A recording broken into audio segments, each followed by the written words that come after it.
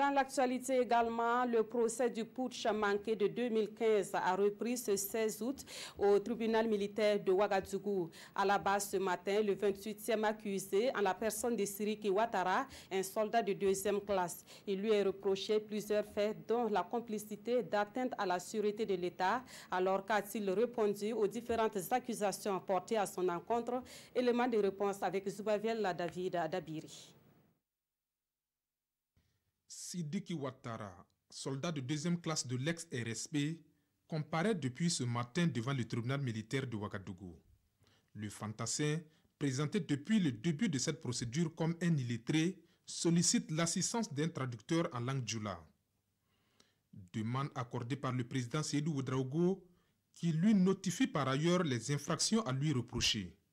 Selon l'acte d'accusation, le jeune soldat serait coupable de faits de complicité d'attentat à la sûreté de l'État, de meurtre, de coups et blessures volontaires et de dégradation aggravée des biens.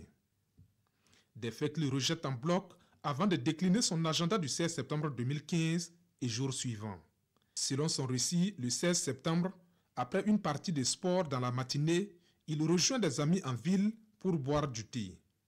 Il est aussitôt appelé pour un rassemblement au camp Nabakoum 2. Des instructions données à cette rencontre, il dit n'avoir rien retenu du fait de son illettrisme. Il apprend néanmoins d'un promotionnaire que le quartier est consigné. Ces déclarations traduites au fur et à mesure de la déposition ne semblent pas fidèles selon le soldat. Le ton monte entre Sidiki Ouattara et son traducteur. Le président Seydou Ouedraogo calme les esprits. Pour le reste de son agenda, le jeune soldat dit avoir assuré la garde au camp. Dans la soirée du 17 septembre 2015, il embarque dans un véhicule sous les ordres du sergent Ousmane Djerma sous prétexte de corvée à exécuter. C'est plus tard, soutient-il, qu'il saura qu'il est à la radio Savane FM. Sur place, il n'a fait qu'exécuter des ordres. Il ne quittera le camp Nabakoum 2 que le 29 septembre 2015 et arrêté par les gendarmes. Pour le parquet militaire, c'est une stratégie de rupture en ce qu'elle tranche avec ses déclarations à la gendarmerie et confirmée devant les juges d'instruction.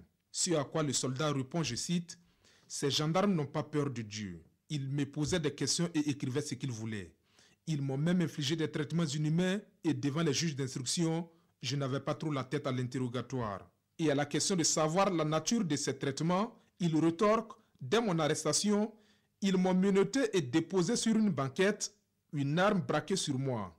Ils m'ont arraché mes téléphones et m'ont coupé du monde pendant une semaine. » Cette dernière déclaration a fini de convaincre Maître Prosper Farama que l'accusé joue à un jeu de théâtre.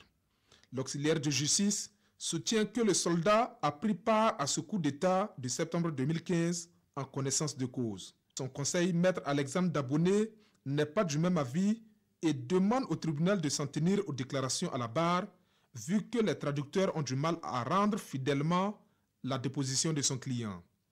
L'interrogatoire du soldat Sidiki Ouattara se poursuit demain au tribunal militaire de Ouagadougou.